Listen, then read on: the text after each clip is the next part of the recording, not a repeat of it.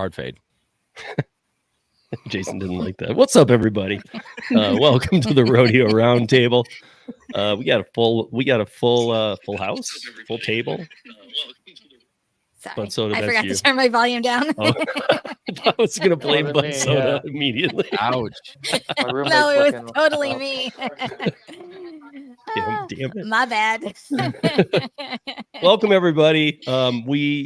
We are simulcasting on all kinds of different things. I'm looking up at the top here. Jason's got us on a Facebook. I got us on a Facebook. We're on 5 YouTube channels. I got us going to Twitter. So welcome, everybody, and click the like and whatever live you're in, and I'll roll the banners. And in the show notes already is everybody's channel here. So if you are watching on one channel, you want to subscribe to some others, they're all listed in the notes below. So let's get to the panel here. We got Kim's Side Money Plans. We got Gig Work Mama. We got Mr. Budsoda, and we have Jason. And we have Jason Thierry for the month. Oh yeah, you're stuck with me. Really? Yeah. For that one. Yeah. He lost a bet to me, so I was gonna say he threatened me. But thank you, everybody, for joining. Smack that like and whatever live you're in. I know it'll get a little confusing, but we got some stories, but it's a Q&A one too. So any questions you guys have between each story, we'll pause, look, see what you guys got in all the lives and what's coming up on the chat, and we'll flag them. And it doesn't even have to be related to the stories. You guys have any questions? We don't necessarily have the answers, but we'll do our best. So I will try at to least be you have a better at least you have stuffer. yeah, I mean, you never know. We might get the answer you're looking for. Who knows? But yeah, so we got a few stories here. I was going to start with one, but I'm going to jump a little out of sequence here because I wanted to talk about this Minneapolis thing that's really starting to rev up. And we won't discuss it for too long because it's rideshare. And I know a lot of people that watch this live aren't doing rideshare, but for those, even if you are or aren't, you should be listening to this because a lot of the legislation and stuff, it's going to start looking like stuff like this. And I got to tell you, I'm very disappointed in the Minneapolis City Council at this point after an article I read today that came out about Lyft's counter to them. I'm extremely disappointed because the Lyft's counter sounds amazing. And they said, no, hard no, get out. And so let's roll through this real quick and let people know where it's at, because everybody, if you do rideshare, you know these rates. And if you don't, if you do just delivery, you still need to listen right now, because if you do delivery and you even use rideshare or anything, and it can relate to the delivery apps here soon with some other legislation. So on May 1st, if you're not already familiar, we'll just roll through it quick. In Minneapolis is the new ordinance for the driver pay raise in rideshare. Now they're also starting to push for food delivery. We know that that'll be just a nightmare. Won't work. But on Wednesday, yesterday, some of the leaders were pushing back on what the city wants. So the city right now, it's 69 cents a mile and 29 cents a minute is what they pay an Uber X and I think a Lyft too. I don't know how they're both exactly the same, but they are. And that's what they pay you to do basic in Minneapolis. I got to say, first off the bat, that's already better than I get paid in my market for doing rideshare, which is weird. Because Minneapolis I don't think it's as big as Denver. It's a big city, but so the council pushed this. They pushed it last year, and the governor used his first veto ever in history and said, no, I don't care what you guys, we have to have a group go in and look at this. And I think we all talked about this and thought that's a good idea. Why don't you have a group come in and look at this? And so they decided to appoint this group and have them look into this. And the veto stood. And then this year, the city council pushed it again, same amount. And the study had been done by the Minnesota Department of Labor and Industry. And the ordinance, they now want drivers to be paid. Let me see. Because I see the counter. So The ordinance that'll go into effect is $1.40 per mile and 51 cents per minute. So if you think of a minute and a mile, $1.91 is going to be the bare minimum that you're going to make. And to me, like we did the 60 mile an hour on the highway, taking somebody to the airport, that's going to come about to be the driver would make over $110 an hour. Some doctors don't make that. So I don't know where they're coming up with these crazy numbers, but here was Lyft's counter that the city council said absolutely not to. They countered 89 cents per mile and 49 cents per minute. Isn't that still a big, I mean, am I crazy or is that still a big raise? It's not. Pretty It's not. good. I mean, it's okay. You're getting I feel 20 like- cents more on each mile. You're getting 30 cents more on each minute.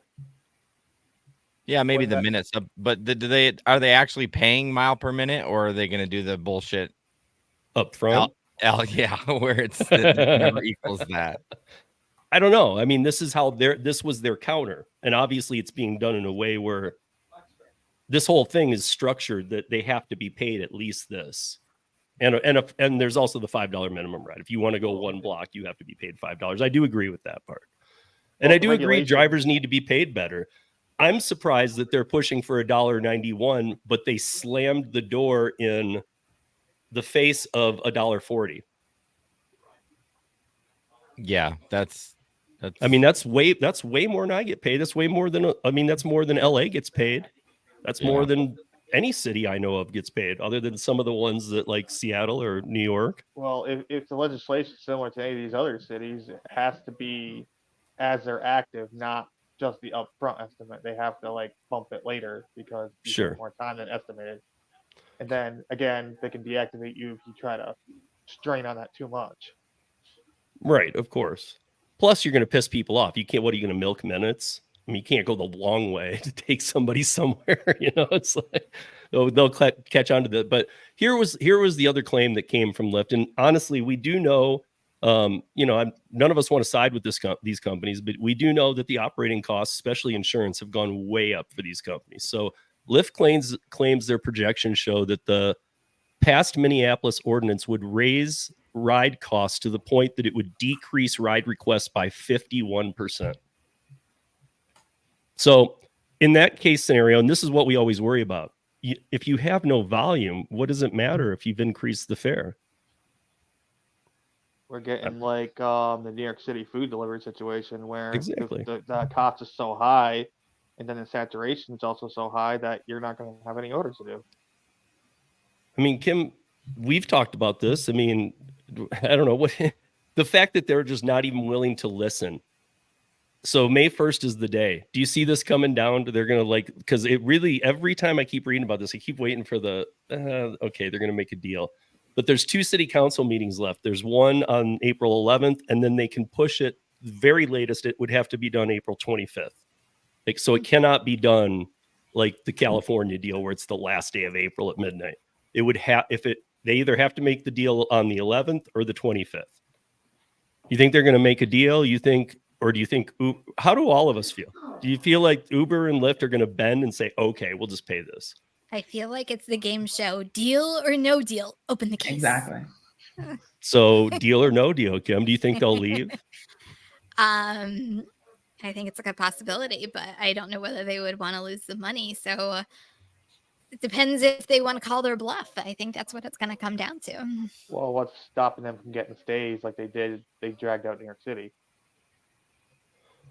Well, I mean, we all know these drivers are being fed misinformation. You won't make great money because you won't have as many rides. And like we know DoorDash does, they throttle you in New York City at 65%. They made that a public announcement.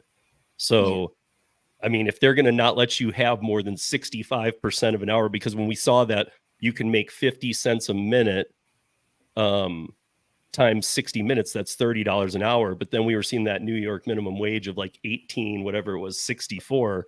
And we're like, where are they coming up with that? And DoorDash literally just came out and said, well, we're not going to let any driver have any more than 65% of an hour. Like, I think So- like Ceci, if she's in here, the Matica Gig Con mom, she said that in New York City, she got like one order in 3 hours, and she wasn't even like purposely denying anything or anything like that. It's just literally that's all she saw. So it's not even that they're throttling you. It's just that there's just nothing to go around. That's what's going to happen if they do this crap. It's just like if the companies don't like actually have their. I don't usually cheer the companies on in that regard because they kind of screw us in a lot of ways, but it's probably the right thing to do to walk away if they can't get a stay or something. Because Lyft did counteroffer about 90 cents plus the time, so it equals $1.40 you said. I think that's more than a decent upfront fare because Minnesota's like a middle cost of living. I don't know about Minneapolis itself, but it can't be as expensive as like LA, Denver, New York City. Well, I mean, Josh Gigan, he might be in here. I'm going to say hi to the chat in just a second, but if he is in here, he lives in here. He lives there, and I think the cost of living is for the Twin Cities is fairly high. How does it compare? I don't know if it's to, as high as like state? Denver, but But here's the other thing too, Jason. I mean, Jason, what do you think? I think they are going to pull out. I think they did it in Austin, and it was a lot bigger city. And I know they're back in there, but I think they're like, why as well put our, it's not going to hurt us that much, and it will, I just think they will. It doesn't mean they won't be. They will be there out of there forever. But I think they're just going to be like, yeah, screw them. So, Cheyenne, what about you? I know you're up in Canada, but you guys are passing some weird stuff too. So, you Canadians. What do they do? Just knowing what you know, basically. So, what they're at $1.09 right now, minute mile, and the city council said $1.91. Now Lyft is offering $1.40 to stay. But they're firm there. They're saying that they have also said they will not go up a penny. Yeah, it's not going to happen. It's not going to happen. They won't leave? No, they're going to actually end up leaving because what are they going to stay for? Yeah, I agree. I think they're going to leave. And like Jason mentioned it perfectly. Austin is everybody forgets. Maybe you forget about Austin. They did leave. Mm-hmm. And there was two other rideshare companies there at the time that were actually operational ride shares that actually had a chance. And because without Uber and Lyft there, they actually started losing business, oddly. Yeah, I remember you said that. But is it just me, or am I actually hoping that they do pull out just to kind of prove a point? Right? Yes. Like but then are you on the side of corporate America or no? But I'm just saying, I hear you. I just want to see it's going to set a precedent, to prove a point, like to set a precedence, like just to see like what the reaction would be like. Not that I'm on, a side or not a side. I just want to see what a reaction would be if an actual company pulled out of a city. That's all I'm saying. Oh, and I 100% agree with you, Kim. I actually hope they do as well. In this same study, by the way, and there's a Sunday morning live stream called The Taxi Stand. I've had them on the podcast before. Two of the nicest guys. One's in New York, one's in Minneapolis. Do you know that right now there's 39 licensed taxi drivers in Minneapolis in the Twin Cities? 39. 39? That's it. That's it. That ain't going to serve them. There's 39 licensed taxi drivers. Here's what I'm wondering. Like, it's going to set a precedent, and they should, because it didn't do that in a lot of other areas like Seattle, New York City.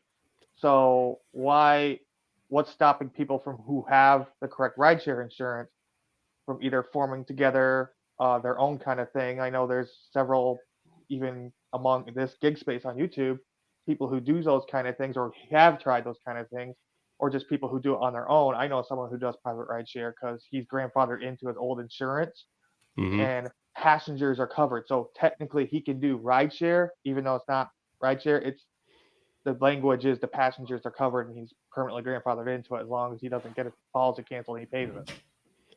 And he pays cheap premiums. Like he pays less than the normal person does for regular insurance. I think here's the nail in the coffin. If you look at what is going on, like what there's like, nobody's mentioning yet what's the solution to it. And they do have one. It's just pretty sad. So they say that they've got apps on board. They say they've got rides. That's with a W, WRIDZ, which is that's operational in 17 or 18 other cities as well already. But okay, that's not going to do it on its own. They have a co-op that's endorsed by a New York City co-op, which basically, you guys, is a union. Don't think of this as a co-op on the level. This is basically a union because they're trying to push the same one in 2 cities in the country, Minneapolis and Denver. So I'm very familiar with this. You sat in on their meetings to troll them, right? Yeah, I mean, I have sat in on the meetings because Stephanie is a part of that group. So, but so they've basically done that. They're looking at moves. They're looking at this co-op. They're looking at there's another one too that I saw that it reminded me exactly of Trip, because to do this app, I'm drawing a blank on the name, but to do it, you have to pay $200 a month or $9.99 a day to be on the platform. And if you all remember Trip, that's kind of how it operated. But the problem was it didn't have any rides for anybody. So like an MLM kind of thing. Yeah, exactly. Well, the biggest thing with all these apps, the article that you shared, Steve, we talked about this company, this Move, MOOV, like he's raised, $1,000, you know what I mean? So it's like, it's not going to happen. But any app that is going to go in there, you have to spend so much money on advertising, because if you don't have the customers, we know we got all the drivers. We're all set on drivers, y'all. We just need customers. And if they're not doing that, it's just going to be a flop. I think that they're trying to put out to the masses like, hey, when Uber and Lyft are gone, of course people will come download your app because they need rideshare. I don't think that's the case. I don't think people move to these things real fluently. I don't know if they can get a spot on the news, people will download anything. Yeah, but I mean, how many? But I mean, like, think about all the people that fly in for business that have Uber. They're going to land and find out Uber isn't available. Steve, this is where your Hoopty ride would be like the perfect startup right now. Josh, call me. Let's start Hoopty ride. Yeah, that's what I was going to get at, Kim. Well, for example, Empower is a little less picky. You could have like minor dings and dents on your car, or it could be out of year what they want for Uber or Lyft, and they'll let you on their platform. So I was wondering if they're that's what Hoopty was. Because they're in major markets like the Nova, Northern Virginia. You're talking about my Hoopty model, Budsoda, right now. Some app like that would move in there. Basically, like if Kim was a driver, or Jason, I can get on. If it's just too high of a cost for the consumer, who's going to take it? Right, but I could on Hoopty, you could just negotiate, and you do it right through the app. So I'd see Jason. He'd be like, I have a piece of crap truck. It breaks down often, but I offer lower rides. I can get right in touch with him through the app and be like, how much? Take me here. And he can just give me a price. How are we going to get any lower than we're already getting paid? I mean, geez. Well, you can call it. Yeah, I guess. I mean, on Hoopty, you could have a Hummer and charge them triple. And I don't know. Yeah. It was all just meant so that no matter what, as long as it had 4 wheels, you could take people. Well, it is a good opportunity if you are willing to buy the commercial insurance. Like, it's time to do it if you're going to do it, because this is your best opportunity. So what I was reading for the Minneapolis situation was that just to start a rideshare company, to have enough money to start it, and they're not talking about operating capital, is $200,000 is what they're estimating. But then you have to pay $39,000 to Minneapolis to have a TNC license, and then you have to pay $41,000 to have the other side of Twin Cities. So you got to pay both those TNCs to be able to operate. So that's $300,000 just to get started. And we know that you're going to need operating capital immediately out of the gate. So we're talking about $500,000 minimal just to get anything going at all. I put a comment up for you. So if Lyft pulled out, what's to stop Uber? Well, Uber is pulling out. Uber already said Uber Eats will stay, but now they're pushing for legislation to get Uber Eats under this crap too. So again, I don't know, guys. I'm not a big fan of this stuff. I don't think these type methods work, this shoving it down the throat. I don't think the city council there. I mean, again, the mayor overrode him this year, too. He said no. And then they said, well, we're not going to listen to the mayor, and we're going to do it anyway. So they've got, I mean, they are just so dead set on this being the price. And I'm like, most people would be negotiating at this point, so let's say hi to the chat real quick, because I know I've probably fallen way behind, or let me even just see if it's even doable.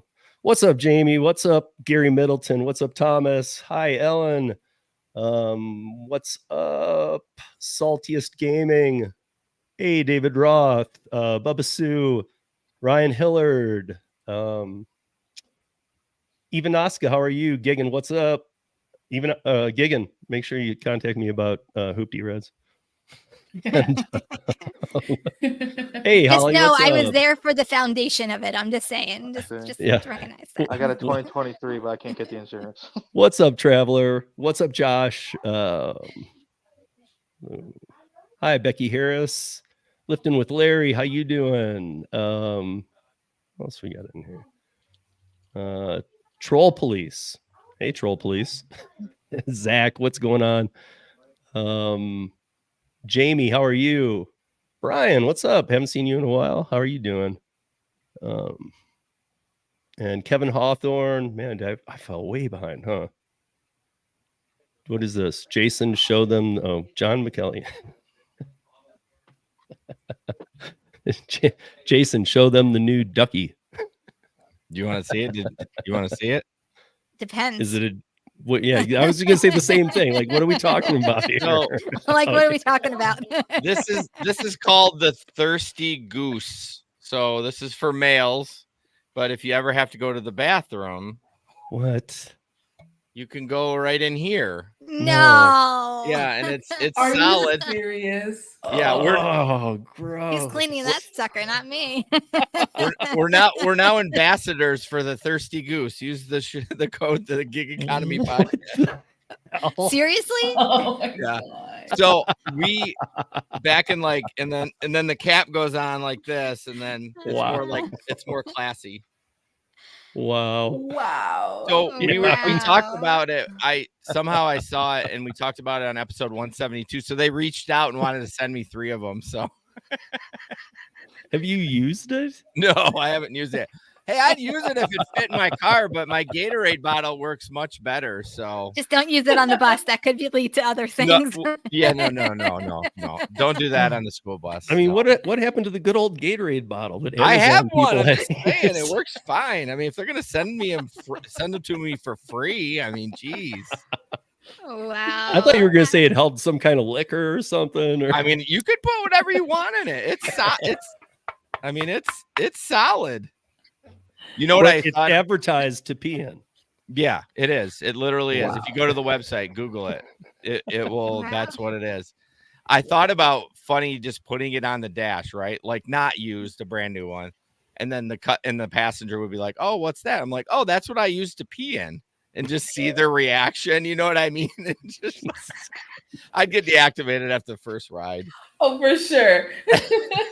Wow. And who? Well, I honestly feel like that's wrong. Like they made it for something else, and it didn't sell. And they're like, let's just sell it as a pee product or something. Well, I mean, if you think about it, in all seriousness, if you are bedridden a little bit and you have someone taking care of you, it's nice to have that on the side of the table than some, coming in and there's just a pee jug there. You know what I mean? Like, why is it a duck or a goose? I don't know. That's what I'm wondering. I don't know. Ask the designer. I just found it on funny? You know what would be funny though? Yeah, see, wasn't last season? Maybe it was the season before of Cobra Kai, where he actually becomes a rideshare guy, and he actually pees in a bottle in front of his passengers. It was hilarious. I've never. You just need the duck. I need to see that. It was hilarious. Do you guys know what I'm talking about? No, I'm the only one. So it looks like the StreamYard guy too. Really? Oh, it does. It does, Steve. That's got to be a copyright somewhere. You're right. The StreamYard duck. The StreamYard, but it's a goose. Get your shit together. Oh, wow. What's up, Ghost? Hi, Eric Berry. I gotta move on from that. See, Ellen knows what I'm talking about. Thanks, John. And so does Donna. How do you guys not watch Cobra Kai? Clip. Come on. Thanks, John. Cobra Kai. Hey, I'm Donna, sure it's what's on up? YouTube. Hey, Thomas. Thank you for that. I have no idea who's live, who's in. So I'm just rolling the dice here. Who else has joined us, or have I got everybody? I know I fell way behind you guys. Oh, I think I caught up. And hi, John McCallion, obviously. John tossing a couple of speaking supers of out moving there. on to the next subject, why don't we discuss the Waymo thing? Because I heard another project going on that's similar that DoorDash is doing. Yeah, we can go back to the Waymo one. That's what I had to start with, to be honest. But let's go there, because this blows my mind. I mean, Chris Taylor, thank you for sending this. Did I even see Chris in there? I don't know if I did. I haven't seen it, but it's actually a really interesting article. It is, and if you go look, there's other ones out too. But the one that came out yesterday that's on CNBC is pretty good. My issue with this and what we're talking about is these Waymo self-driving cars. We know they were kicked out of San Francisco. They were kicked out of, and then Cruise was kicked out of 2 cities, or LA, San Francisco, and Austin. And Waymo only has a foothold in Phoenix now, which is where they started. Waymo's now been kicked out of California too. And what they're doing is moving the self-driving cars to delivering food. And I have a big beef with this, because I'm calling BS, and I'm saying that they're probably going to do it. But these cars cost $300,000 to $450,000, $500,000. You think they're going to be sending Waymo's autonomous vehicles out to deliver $2 base pay DoorDash orders in a $400,000 car with technology? I mean, why I'm calling bullshit is I'm saying that I think it's that they're under so much scrutiny about having people in the car right now, but they still want to test them. Mm-hmm. And so they're still going to run their routes, and they've only got Phoenix left. I mean, that's it. They're still like if you're going to say, well, they're still in Austin. Yeah, they are, but they need to leave. They have an exit. Here's the thing: Domino's tried years ago, and they had actual pizza warmers that you could come to the curb and get your own pizza. And it was like the whole idea was it'd still be really, really warm, and not just a pizza bag, but an actual warmer when you got there. And they're going to try this, and they're probably not going to have a hot bag or nothing. It's like, okay, either that's going to be like trash cans. Well, but we've made that joke before. I mean, like, look, I actually, if anything, the only thing that ever made sense to me, it didn't make sense to me that they put those portable igloo coolers out in the streets of LA that everybody would. I mean, remember when people were like kidnapping them and taking them to the woods and stuff? Like, I don't know if you know this, Jason, but they were like kidnapping those little Waymo robots, or the little food deliveries. They were taking them out to the woods and dropping them off on a hiking trail. Nice. Fun. I still kidnapping robots.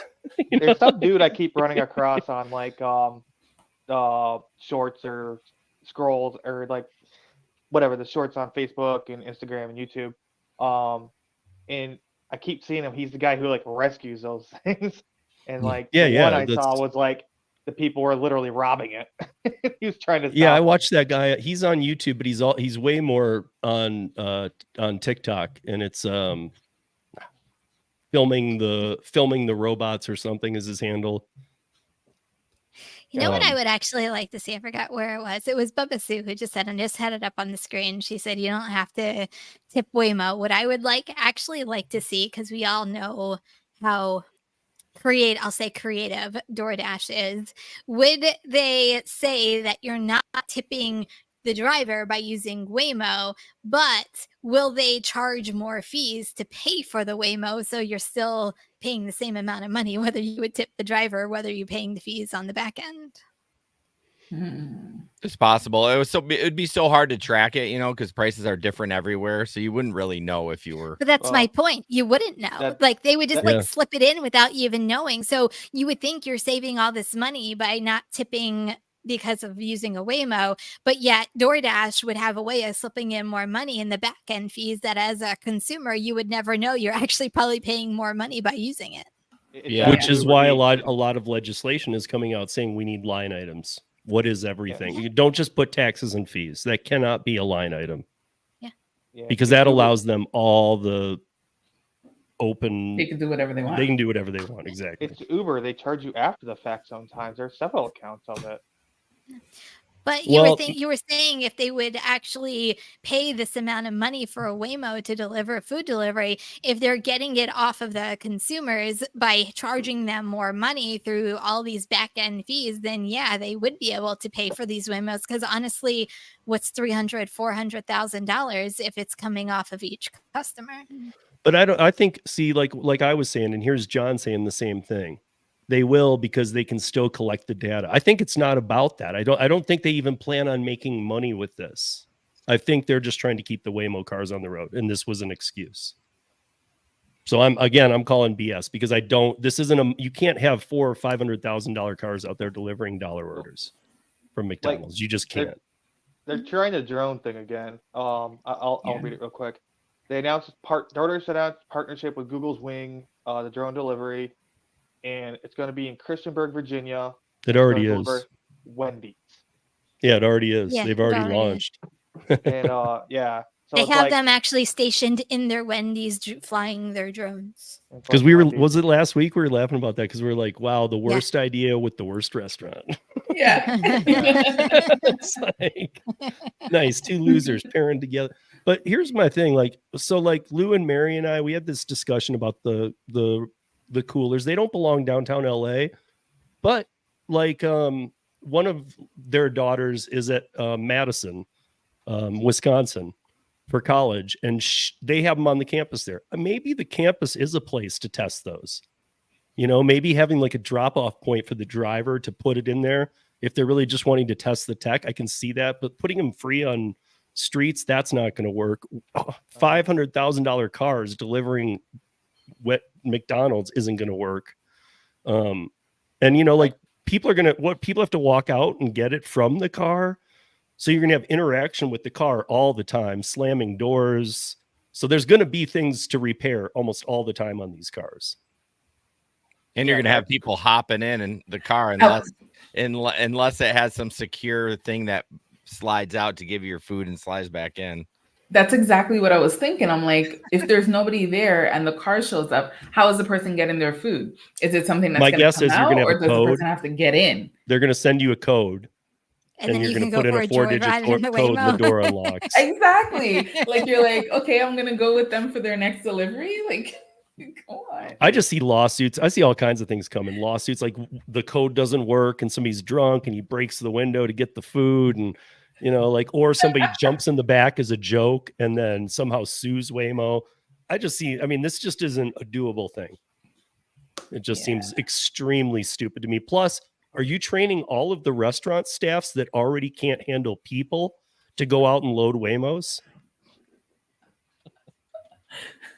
Because let's be real. These people bark at us, and we're people like them. We're going to go load up $500,000 autonomous vehicles with food. Yeah. Yeah. What happens when that all gets backed up and log jammed? It's just going to be your delivery will be there tonight. How do they handle drinks? Those Wendy's drinks that are huge. Well, you got to do it like McDonald's. I don't care what anyone says. McDonald's does food delivery the best. Yes, I agree. As much as McDonald's can be slow, I'm just throw that bag at me because everything's secure in there. I'm good to go. Yeah. Yeah. That's my opinion. I love McDonald's. I get why you like it because it's convenient. Convenient. Yeah. It's nice. So easy. Everything's in the bag. Yep. I'm wondering why other companies didn't follow that, right? I don't either. It's it probably a wasn't- lot of Don't money. forget though, Maybe. but not only that, it A is lot of merchants convenient, do. And I yes, blame the fact that but your drink gets hot. Your it's food mostly gets lazy cold. dashers who can't remember the drinks. And that's why they all I hate to bundle say it that's together. not my problem. Well, This is the thing. Here's what maybe I would say too. Okay, I'm going to use Curry as an example. Curry has a self-designed program for Sherwin-Williams paint that no other customer uses. Just Curry made it for Sherwin-Williams. Uber's global. McDonald's is global. I'm pretty sure Uber's willing to work with McDonald's to make a system for them. Yeah. So maybe it's way more dialed because it was specifically made for that chain globally. Yeah. And McDonald's does. I mean, as much as people shit on McDonald's, who doesn't love McDonald's fries? Like, I mean, their burgers are a little sketch, but I mean, my God, they do everything right, I swear. Yeah, I mean, if you're up for McDonald's, Dr. Pepper fountain for McDonald's, you gotta, it's the best. Every morning, baby. You just gotta do the burger packs. So like the best bargain pack they got, it's like cheeseburgers, fries, and McNuggets. And if someone actually uses their hot bag, it's not like if you're at the restaurant and got them just in your hand, but it's like as if you drove them home yourself, and they're still decent. They're decent, yeah. Like, because fries don't survive long journeys. It's like 5 minutes, more than 5 minutes down the street, and you're screwed. Yeah, that's why half of them are gone before you get home, because you're eating them out of the freaking bag. So I am looking at the screenshot here of when the Waymo arrives, and it says Waymo Jaguar I-Pace, and it has the plate, and it has a button that says open the trunk. Oh, really? To the customer side, yeah. Okay, so that, I mean, then they're not hopping in the car, at least. No. So. They'll just lock themselves in the trunk. Yeah, they'll go into the trunk. Why didn't we think about the trunk? We're idiots. To sue Waymo. Well, just be like, I tripped and fell into your trunk and it took me away. Tripped and fell, okay. It didn't have a safety latch. I wonder if they're going to make you click an agree box and put in big letters saying, do not get in. We are not responsible if you get in. Da, da, da, da. So you're saying that the customer, you're saying the first time ever, like true customer checkbox. Yeah. I agree to the terms of service. That won't happen. Well, I got one better. What happens? How many times do you guys actually go to a door and there's like a little kid answering the door? What happens if like a little kid goes, mommy, food's here, and they go and run out to go grab the car and like they hop into the trunk of a Waymo? Well, right, or it starts pulling away and he's like stepping out, trying to grab the food. And that's a little far-fetched, Kim. It could happen, though. It's still a liability thing. She ain't wrong. She ain't that far off. I'm saying somebody's going to, I mean, people stand on the bridges, and before they even went to other cities, I don't know, Cheyenne, if we've ever told you this, but they stand on the bridges and drop cement blocks on Waymo cars in Phoenix. What? Yeah, they do it all the time. What if they miss? Like they'll just take these big cinder blocks and they'll stand up there, and as one goes under, they drop it on it. But like, what if they miss and they hit somebody else? I think they try to not miss. It misses, it usually hits the pavement. So there's an article out. Obviously, we're all too familiar with this, but I thought it was a good article to bring up because it has gotten so crazy. We all know that the food apps are down in volume. That's not even debatable anymore. Not even close. But the article from Vox says, how did the cost of food delivery get so high? And I find this interesting because, as we'll come to here in a second, another story that Mr. Middleton, Gary sent me today about what DeSantis did down in Florida, followed a path that we watched that they were doing in Miami. But how did it get so crazy? I mean, it's crazy. I don't know how many people have tried it out there lately, but you're not only paying, the upcharge on the items is nuts. Like, I had no idea. I knew we were upcharging items, but like there's a place here that, if you go look on their menu online, everything is $2 to $3 cheaper per item at the restaurant. Yeah. Than it is on the Uber thing. Then you have the fees and taxes. Then you have so really they're taking, now it's at about, you're paying the restaurant fees. Then you're doubling the amount of money just to get it delivered as the food costs. It's like 30-50% more. Right. And then a tip though. I'm just saying just the fees with no tip. I think they're just going to keep pushing it until customers start pushing back. Then they're like, okay, we've gone too far. Exactly. They're just testing it out.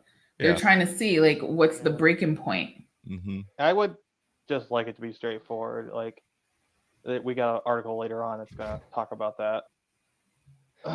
Yeah. People are still going to steal food, though. That's a fact, dude.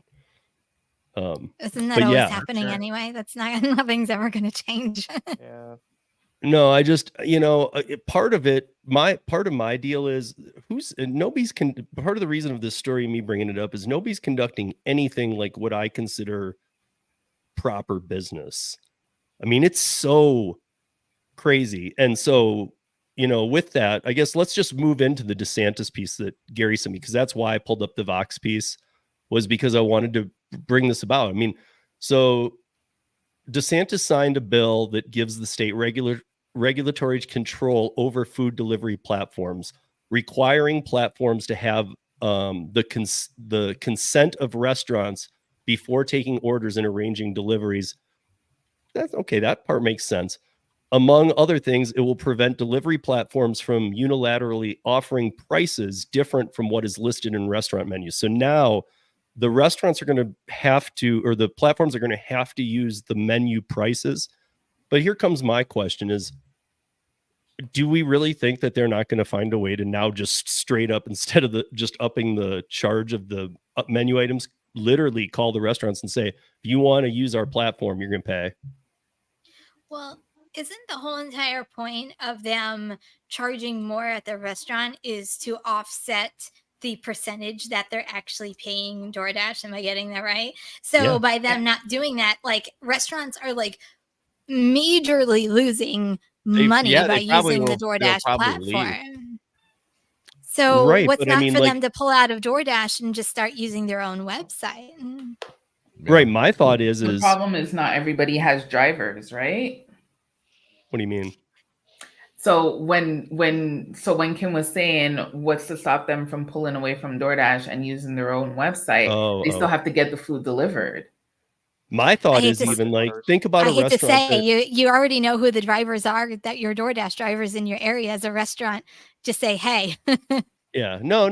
I'll pay you this on the side to deliver my orders. And Kim's talking about guerrilla marketing, and yeah, I mean, it might work on some kind of levels. No, I'm saying it might work on some kind of levels, but my thought is like, think about the restaurants that maybe aren't so over the top packed themselves that they rely on these. What if your business is now being cut 50% of your sales because you can't do those DoorDash deliveries?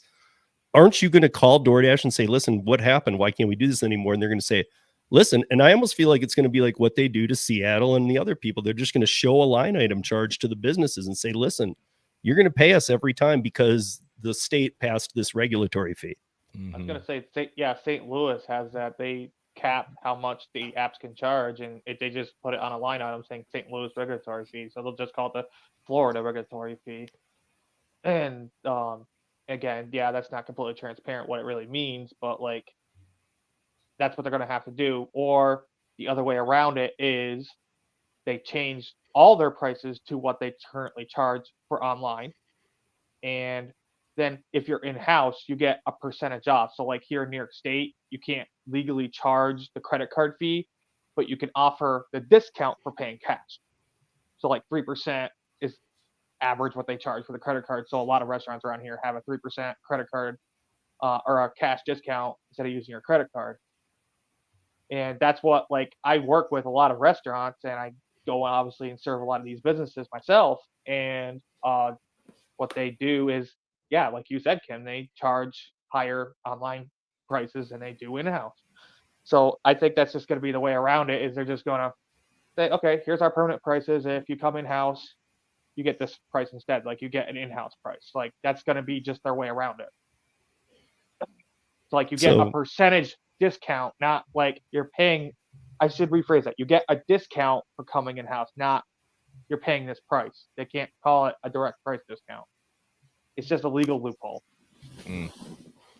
So Eric's question, because this is a Q&A. So, I mean, I guess are we talking about which delivery platform we hate the most, or which restaurant hates drivers the most? What are we talking about? My least favorite. We were talking about McDonald's. Yeah, this popped up when we were talking about McDonald's. Okay. My least favorite isn't McDonald's. Their bags are actually structurally decent. I'm going to have to say Five Guys, Chick-fil-A. probably the two weakest. If you get grease against them, they're going to fall apart. And half the time the customer is trying to reach for the top, like, no, grab from the bottom. So true with Five Guys. Especially when they order a large versus a little fry, you know what I mean? It's like they already give you a crap ton. Just imagine 4 times that. I don't understand the stickers. I don't understand using Five Guys for delivery. Like, just go there. It's expensive. Just go there and eat your damn meal because it's going to come cold. Drivers hate doing it. A lot of people order it. Wayback Burger is the same way. Like, they don't have fresh cut fries, but it's the same concept. You know, Thomas. I do a lot of shakes. Do you guys have Shake Shack around you? They package just like McDonald's. They're fantastic too. If you guys have a Shake Shack. That's the thing. The shakes aren't going to come in one piece. It's like I know I've seen a soldier pull out a McDonald's shake right in front of me, and mind you, they were my first drop off. So like I had it in my car all of 6 or 7 minutes, and I have it in my bag, and it's already half a glob mess. The only way I can preserve a shake is if I put it in my drink tray and put it in my separate little foam insulated cooler that I have just for drinks. I actually spent $35 on the little Grubhub one. Yeah, I have one that holds 6 that can be hot cold, and it's got it sectioned into 6. It's just for drinks. So yeah, I mean, I was would in think the chat and I was agreeing with Bubba Sue. She said Wendy's, but now that I'm thinking about it, you know who has really bad packaging is White Castle. I hate White Castle packaging. Do you guys again a restaurant you should only be at drunk after midnight? So that's what it's made for. That's the only reason they made White Castle. You're not supposed to be ordering that at home. Yeah, my worst one gets ordered a lot by me, but their packaging is horrible. We don't have White Castle out here, and I grew up where Jason is in Michigan, so I'm used to White Castle. But I've never had White Castle. They're not in Grand Rapids. Any restaurant that overloads their bags, I will say that, and a lot of Mexican places are guilty of this, like Chipotle, like for a chain one. To put the example, Chipotle and Moe's just cram everything together, and it crushes everything, and the quality can't be that good. There's a few Chinese restaurants that used to be really bad, but they've gotten it together now, especially when they have soups. Mine are usually pretty good. I've got a Vietnamese place where, like, if the customer orders like 3 separate things and one's a soup, it just, the packaging won't be straight. It won't stay together, and it's gonna spill. It's gonna be liquidy, and you ain't preventing it no matter how tightly you pack it up against something. It's really, really annoying. Oh, Starbucks. There's Starbucks and Dunkin' are the two worst. Like, they always spill if you have them in the bag. Like, I can't carry the bag up with me because they'll just spill everywhere. And then even if I got it in the bag, the likeliness they're going to drip is pretty high. Starbucks does. What are you doing with your Starbucks? Are you running a marathon? Like, no, they just tip and it drips everywhere. I don't know how your Starbucks does it, but they have these little 2-drink carriers. They're like literally as big as my phone here. Okay. And they suck hard. Okay, well, don't rely on those, dude. But the way they put the drinks, they're charging you like $73 a drink. That you're getting it sealed well. No, it's not sealed well. That's the thing. They put it like they put in those little 2 things. So I have a stapler with me and real cup holders. Let's put it that way. I take it back. If they're not putting it in the bag, my Starbucks puts stuff in the drinks in the bag, so I don't ever. That's when it's bad, though. Oh. Well, I don't work as much as you, so you have a I'm lot also more. on Northern New York roads. Where are you located at? I can't remember. I mean, Michigan. Okay. How bad are your roads there? We're pothole and rumble strip city. Here's Brian in Pittsburgh. I love this. He's talking about what I was saying. Let's line item everything. It's like line item 32, 509 extra. Line item 33, extra bagging fee 308. Yeah, but they'd have to put with Larry, who brings the food out to the car at the restaurant. We don't have that, but is that Sonic? They're supposed to. Yeah, Sonic does. They No, don't. Sonic, you have to go through the drive-through. Sonic, you have to go through the drive-through, don't you? I don't know. You have to go to the window. Have all of 3 people that ever work there. That's the max amount they ever have on staff. The lobby's permanently closed and got a bunch of clutter in it. I can't believe they're still open. Right, but at our Sonics, you pull in like an old 50s place. Yeah, but you gotta, at least since COVID, you gotta go inside the restaurant, and it's very awkward because you just standing next to their punch clock. You know what I mean? Where they clock in. Oh, we don't even have an inside. No, there's just a sliding window. If you do need something, and there's like 6 people back there working. And say normally in mine you have to actually go inside. Uber's instructions are actually outdated. It tells you to hit the button on the little things, but it's like, heck, they got signs on all of them to not even go in those most of the time, and most of them are, even for the customers, are broken. Oh man! Right. So Thomas DoorDash just set a sonic survey. Speaking of, like, how can we improve your experience? It's like there's not much you can really do. so Thomas is asking here: are customers reducing tips based on the decreased customer service they receive from so many drivers, not understanding customer service really means? Yes. I still stand by what Lou said, and I already had thoughts like this, but he articulated it pretty well. He said, when I've mentioned this before, I did that. Lou and Mary and I have done like 6 lives together. The last time we did a live, Lou was like, I'm going to give everybody that uses delivery apps advice. Delete the apps. He was like, you can't afford them. And he went into this whole thing about how during the pandemic, everybody was using it. We all had pandemic money, this, that, the other. And the fee, and it was cheaper too. Now it's more expensive. And he was saying how people are literally addicted. Yeah. Like addicted to the service. And at this point, they can't afford it any longer. It's a combo of both, in my opinion, Steve. Like I went and worked in my old rural area, and there's people who are better off. They have money. Well, like, of course, there's always going to be both sides of the coin. Like they tip $2 or 5% on Instacart now instead of 20 like they used to, or like a $10 bill or whatever for their freaking, whatever order. It's terrible. I noticed, like, when customers consistently get bad service, they decrease tips. I'm one of the few drivers who's had no tips turn into post tips because they just get sick of these bad drivers not taking care of them, not caring at all. Like, if I'm getting a pizza delivered and you don't walk up with a hot bag when it's 20 degrees out, I'm going to be pretty peeved. Yeah, I mean, and we know that we already know for a fact first of all, to go back to Lou for a second, he was saying, and this is a good point, the only control that the customer absolutely has is the tip. They don't have any other control if they're going to order the food. I mean, they could control themselves not to order, but if they're going to order it, the only control they have is on the tip. Yeah. But how many drivers, and especially, we all know the problems we're dealing with, migrants and stuff like that. But how many of these drivers don't even read the notes, or it's a hand it to me and they don't know it's a hand it to me and they just leave it at the door? So you have, some of these larger orders that, like, we're used to seeing with $20 tips, $30 tips, and they get one of those drivers and like, why am I even doing this? I'm not even doing this anymore. And I might as well just do the bare minimum because this is the service I'm receiving. And I think we're coming across some of that as well.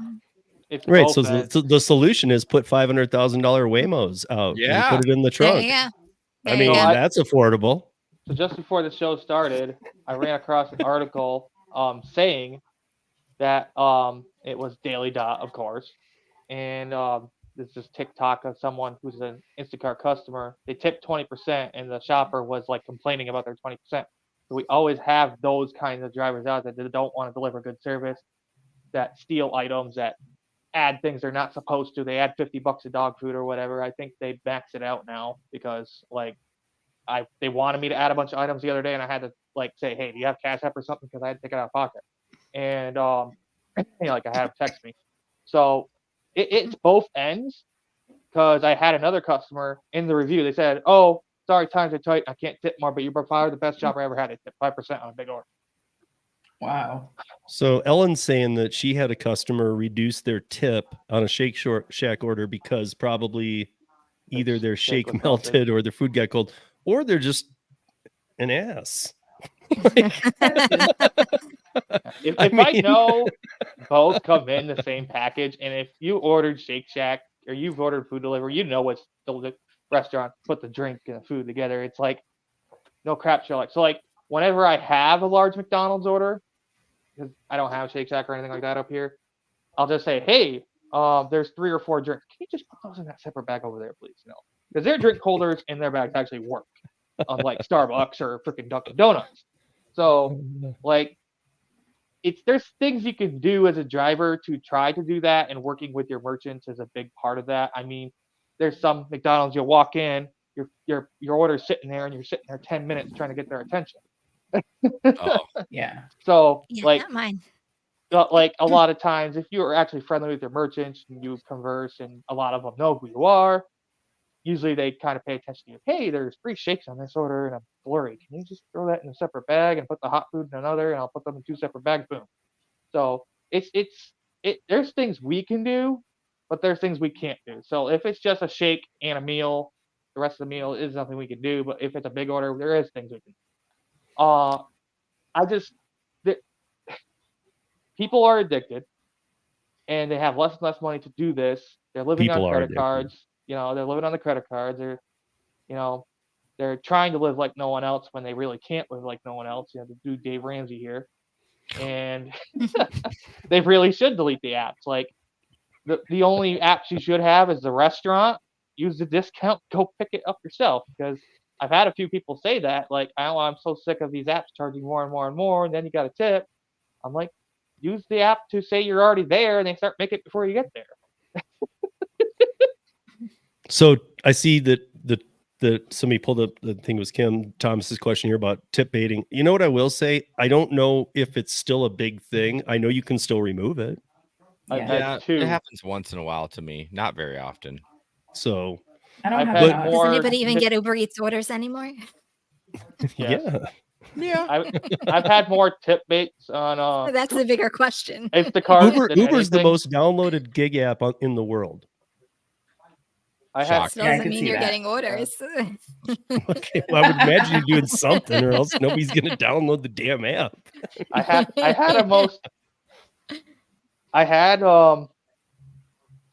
We have a lot of Uber drivers here compared to Dashers, and DoorDash is the busier app overall, but there's actually more Uber drivers from, like, just the drivers I talk to. They're like, no, I only got Uber.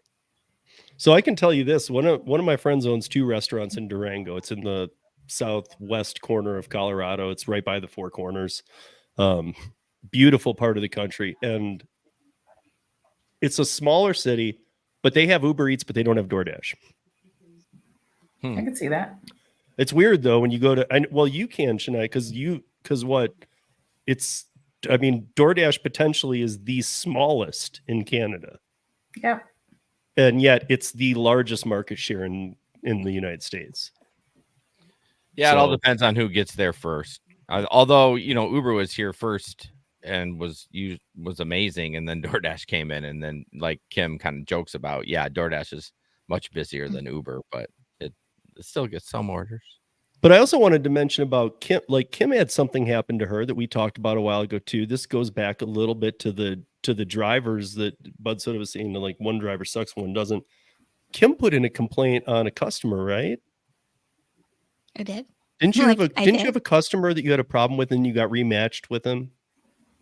Oh yeah, that was my Grubhub customers. They actually, there was a problem with her order, and I didn't answer the phone because I went offline for Grubhub because I came home, and the next thing I know, there's a voicemail on my phone, and it's a lady cursing me out through a voicemail saying I was in a beep, and that's for not getting her the proper items in her bag, which was McDonald's, by the way, that was sealed.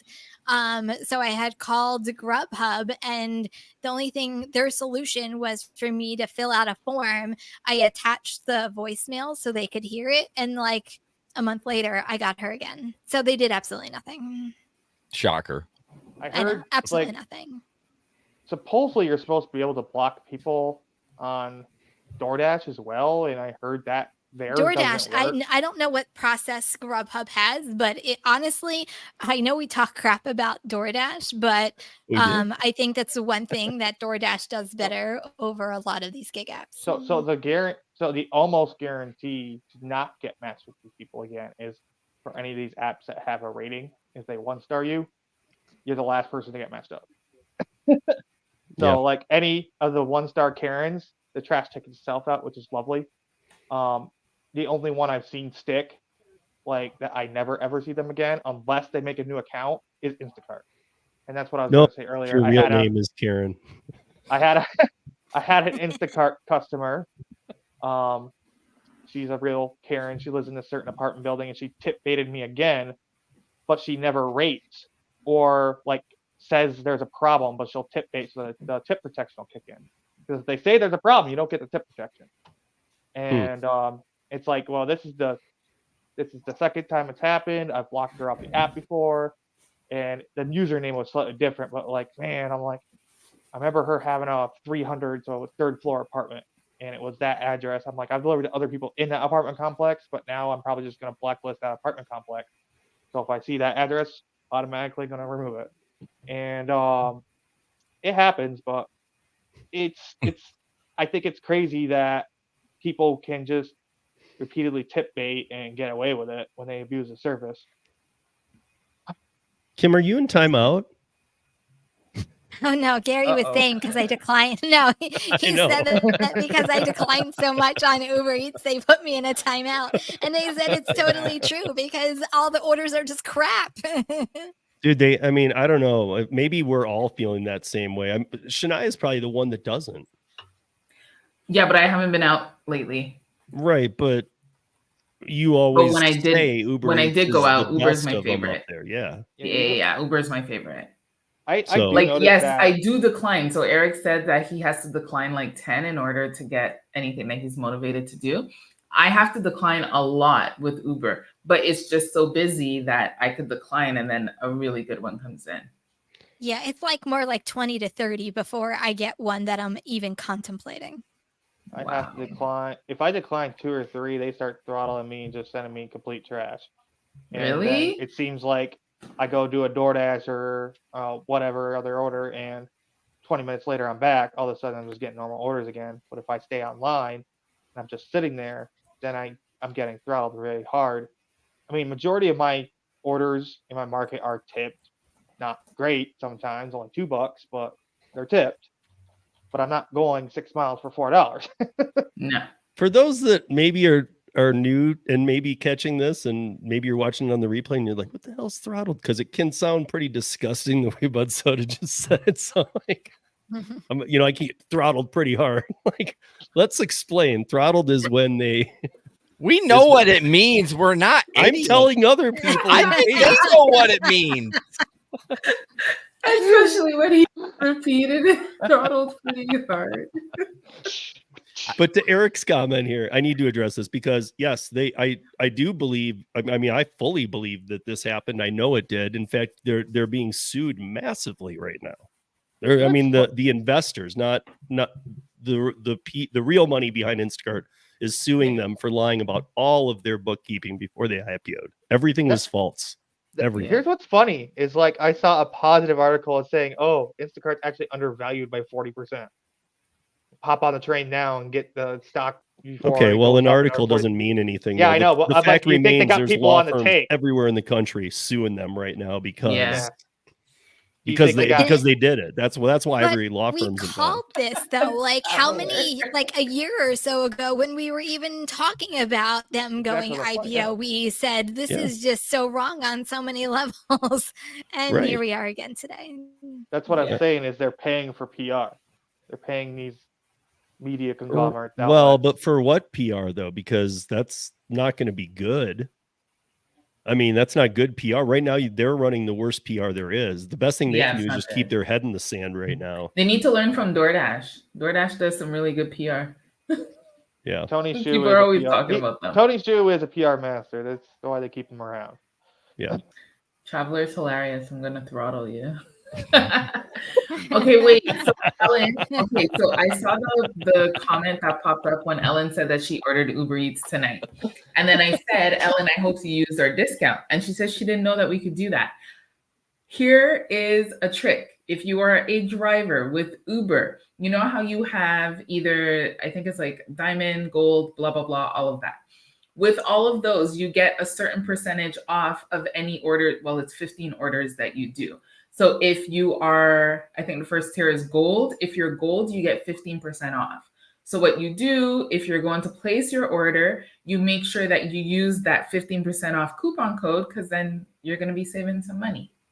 And even better, if you're going to pick up the food, still use that 15% discount code, because the price is going to be cheaper, even though the restaurant upcharged it a little bit. AKA you get the normal price. A little bit cheaper than the normal price, because I do it with one restaurant and we get it's like $8 difference. It's got to vary by area and region, because I think the bottom tier here is 10 to 15.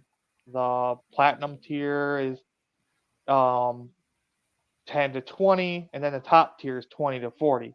So there's like some restaurants you get 40%, which are like the fast food and cheap stuff, and then like the nicer restaurants are only 20, but most of them are at least 30.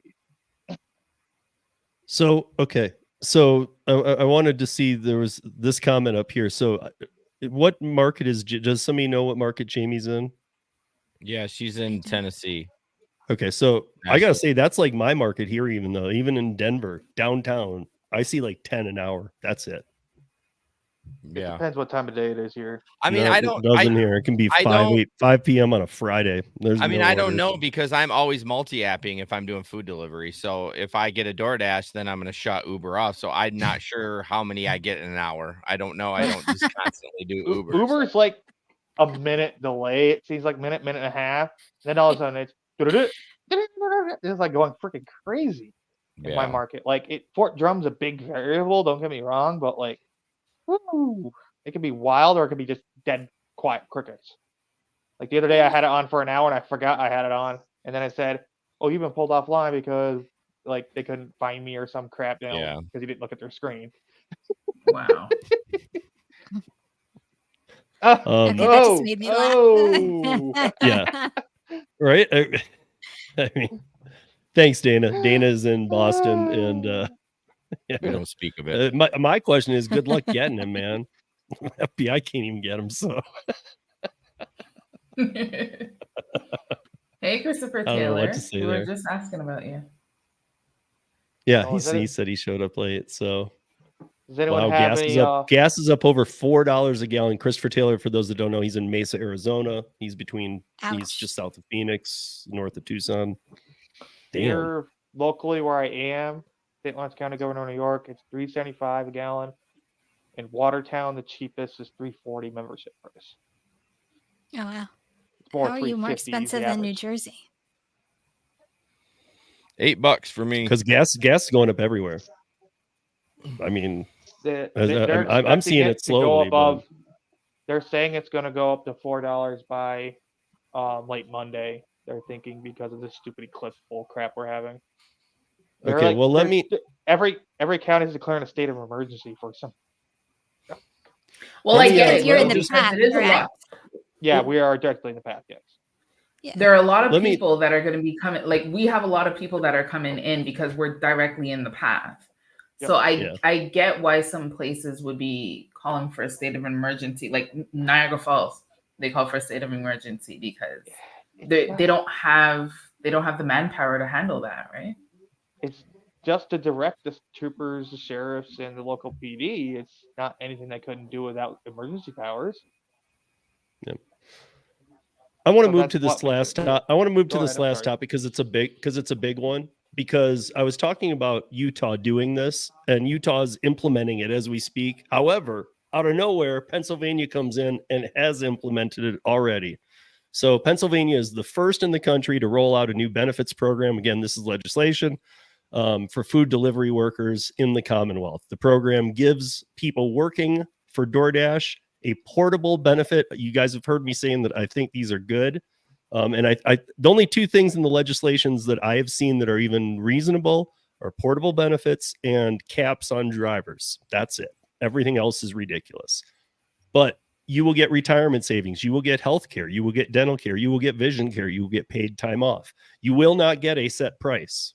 You're not going to make more money. They're not going to interfere with the way that the companies operate. They're just making them pay into portable benefits. My question here becomes, does this now mean that even though you're not again, this is undefined. We're not in the traditional independent contractors. We're not employees. We're somewhere in the middle. It's undefined. this is kind of undefined too. Does this mean that you are now qualified to get unemployment? I mean, I guess because that would be very weird, because that would mean that they're somehow working out a hybrid model to let these gig apps pay into unemployment. I mean, it's not anything new that these gig apps have wanted to do. I mean, they offer discounts on health and dental plans already. Well, but the last thing they want to do is pay unemployment. Yeah, that'll end the gig apps. That's the end of them there. We had, like, does anyone remember Slavic D? He had independent contractors work for him just as like actual true independent contractors, and he tried to create a health plan for them and put it in an account for them. But when you do that, you get in big trouble with the government because you're doing it on their behalf. They have to do it, but these companies don't want to do it without that. So I'm surprised that we even have the offers we do now. But I mean, that was like probably 10 years ago, and we're to now where it's more common. If you do this thing, we'll give you this thing. Yeah, I guess. I'm interested in this stuff. Like, I'm not interested in the Minneapolis stuff. That doesn't interest me. I think and if anything, it's like Jason said in the very beginning. Watch, you kick them out, and then what happened in Austin? 2 to 3 months later, they are begging Uber and Lyft to come back. It wasn't Uber and Lyft saying, hey, is it time for us to come back yet? They were begging them, please come back. Please it's come gonna back. Throw them into chaos. You said they had like 30 taxi cabs. So it's like... Yeah, they have 39 taxi licenses in the city. That's it. So again, it is a pilot program, but it's available today for the next 6 months. For everybody? So, well, if you live in Pennsylvania. Well, I mean, yeah, in that state. Yeah. Yep. If you live in Pennsylvania. I can just hop borders, just like Pennsylvania people come over to New Jersey every day. Well, I'm just, we know people in Pennsylvania. I mean, a handful. And to be honest, I'm going to be interested to see how this looks, because we always know there's a new interface when things like this come in. Like, this isn't something you're going to have to do. It's just going to be included. It's funny that it just says people working for DoorDash. I'm surprised it doesn't say Uber Eats and Grubhub or delivery platforms. I'll have to ask my sister, because she is in HR in Pennsylvania, and she usually knows all the new employment laws. I'll have to ask her. I don't have a problem with them getting group plans, but yeah, the unemployment thing is kind of iffy. It's that if someone eventually is going to get deactivated off these platforms or something, or have to be off or whatever, for whatever reason, they're going to sue for unemployment. Well, the bottom line is you pay into unemployment with it. If you don't pay in, you're not getting unemployment. That's how exactly. It works. Yeah. So, but if it's a hybrid and the companies are paying in these portable benefits to somehow do some kind of partial unemployment, again, it's not going to be some natural way. It's going to be something really weird. Then everybody's like, wait, what? I mean, honestly, the companies pay a lot of unemployment. Me doing lawn care for so long, my company, when we would get laid off, I would never get unemployment because I would always just go work. But they paid a shit ton of money into unemployment to offer that for their employees. So you guys don't pay unemployment as independent contractors? No. Mm-mm. We have lots of laws in Canada. Cheyenne, you guys don't even pay your taxes. Well, you went through this. Wait, I was going to say, how do you pay into unemployment? I was just going to say the same thing. If you don't even pay your taxes. So, there's that. For those that don't pay their taxes, exactly. We pay into unemployment. So we pay. So normally, whenever you're an employee, like for an actual business, you pay a portion of it, and your employer pays a portion of it. But when you're self-employed, you pay both portions of it. That's why when you just said that you don't pay for unemployment, I was like, wait, what? How does it come out? Well, it doesn't come out. It's when you do your taxes. So when you do your taxes and you say like how much money was your gross and what were your expenses, then there's so many things that we have to pay into that if you're using a program, it calculates it. If you're not using a program and you're just using a paper copy, there's like a base amount that they give you and you work from there. No wonder why no one pays your taxes. Well, Canada we pay a lot of taxes here. Yeah, Canada is different, but they also have awesome things like universal health care. So, I mean, okay. Sure. It looks great on paper until you need to You use just it. got her going, Here we man. go. You can come pay my medical bills then, and I Well, still pay $500 a month for insurance. But Jason, here's- it's from what she said, the free medical up there's a joke. Ash has said It's the a same joke. thing. Like you're sitting It's in a you're complete sitting in joke. a dirty well for 5 days before they call your Yeah, number. If you People want People real, have died if you want real waiting in the medical, you got to waiting pay room. for it. Like it's bad. Yeah. Like, yes, it's free, but everyone knows, like even the children's hospitals and everything, they have websites that tell you what the wait time is at the hospitals because it's so bad. Like it's insane. Why is it so Occupancy bad? rate, it's always in the red. Why is So, why is it so bad? I would rather pay. Stab funny wounds here because is they you don't wouldn't have rather guns. pay. You'd rather pay until you get hurt, and then you're, $2 million. Well, I go medical. private. If I have to do anything, I go private because I'm not. It makes no sense. The last time I had to go to the hospital, I was there for over 24 hours for them to tell me we don't know what's wrong. Like, Oh what? yeah. So I'm not definitely arguing with you because I have no idea what it's like. Yeah, it's Yeah. bad. But I It's know bad. Don't Yeah, ever yeah. cut off your finger because you'll be without a finger for a while. As For a far while, as Canada yes. goes, it's like they're advocating more and more to allow private practices if you choose it. You don't have to be forced to, but you can choose to pay out of pocket. Right, Yeah. but you still have to pay into the crap system. You still have to too. pay into Yep. You still have to pay into the government programs and stuff. So yes, I still have to pay into that. But when you're going for your own services, like I want to do blood tests because I want to get my blood checked, and I'm going private because I would have to wait way too long if I go public. But it's great when you're having a baby. There's no wait, right? I mean, I would imagine for the baby, you're not going to the free one if it's as bad as you and Ash have made it sound. So it's actually funny. So for I feel like that's the only one that, depending on the hospital that you go to, it could be really good. So the hospital where I had both of my children, it was amazing. They're like known for their maternity ward. The emergency ward, they're known to be completely horrible, but the maternity ward is amazing. Do your maternity wards work similar to ours? Because, for example, at Samaritan, like Car Freshener Corporation, the Little Trees, they built that whole wing. Like, do you have No, private actually, entities it's that still- actually build those things? So no, it's not like, like a sponsor or a donation or whatever the case might be. Anyone that like gives money to a hospital, they don't necessarily have like a wing named after them or anything like that. It goes to the hospital, but I guess it's because that hospital and another one, they kind of work the same, and they wanted to follow this premise of like, mom and child, and it's I don't know. I personally say it's the way that it should be because you have a private room. You can hold your child before you actually have to weigh the child. So you get to have that link with the child. So it's very motherly. It's very, natural. Whereas the other ones, like it's horrible. All Yeah. right. So you guys, we are going to wrap this up. Been going for an hour 15. Thank you for joining us on all 5 channels. Thank you for joining us on. I saw one person on it's probably on Jason's on Facebook. Saw a thumbs up. Okay. Was it Wade? I don't know. I didn't see any comments. I just see one. Oh, Don't you see it? Yeah, it's one up No, there. I don't get to see it on my end. Oh, okay. Thanks for tuning in. Like Brad. right now, between all the streams, we have 50 some odd people watching, but there's one thumbs up from Facebook. Hi, whoever's on Facebook. Yeah, thank you, Facebook. For those of you on the separate channels on YouTube, it's your first time. All the channel descriptions are below. Make sure you subscribe and hit the bell. Yeah, and also when the show's over, they're floating across the bottom here, but in the show notes are all of our channels, so you guys can go right into this and see check out everybody's channel. And thank you, Budsoda, for joining us. Thank you, rest of the panel, and the rest of the panel will be here all month, including Jason. So we're gonna have Jason. We'll see about that after that talk about healthcare. I'm not sure. Well, you don't want to get me going either, dude. I learned my lesson.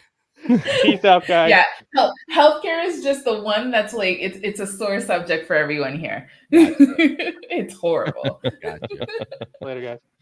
all right, guys, have a great night. We'll see you soon. All right, Have a good night. Bye. drive a